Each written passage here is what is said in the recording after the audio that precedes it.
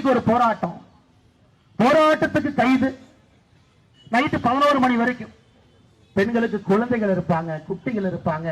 அமைதியான முறையில போராட்டம் பண்றோம். அது பரிசு என்னன்னா, அப்படியே பிடிச்சு மண்டபத்துல 11 மணி வரைக்கும் வச்சா அடுத்த முறை பெண்கள் கைதுக்கு பயந்து வரமாட்டாங்க, ஆம்பளைங்களும் கைதுக்கு பயந்து வரமாட்டாங்க.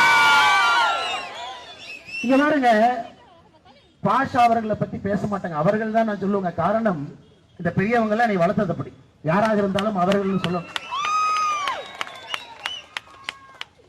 இறந்து போனோடனே வரிசையா வர்றாங்க, ஒருத்தர கிளம்பி வர்றாங்க. அண்ணன் சீமான் அவர்கள் சொல்றாங்க, தகப்பா அப்படின்னு. தகப்பா அண்ணன் சீமான் அவர்களே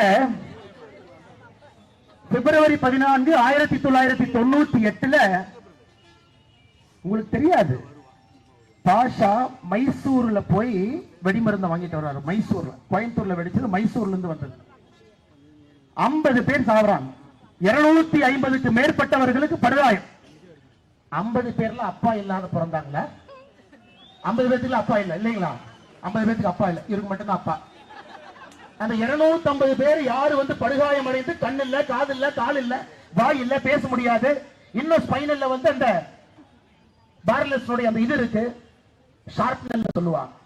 அவங்களுக்கெல்லாம் ஆணி, அவங்களுக்கெல்லாம் ஸ்பைனல் கார்டு இல்ல, தண்டுவடத்துல. பாஷா அவங்க உங்களுக்கு அப்பா. ஓட்டு பிச்சை எடு. இந்த வீடியோ உங்களுக்கு பிடித்திருந்தால் லைக் செய்யுங்க. மேலும் இதுபோல் வீடியோ தொடர்ந்து பார்க்க நம்ம ஒரு சேனலை சப்ஸ்கிரைப் மற்றும் ஃபாலோ செய்யுங்க.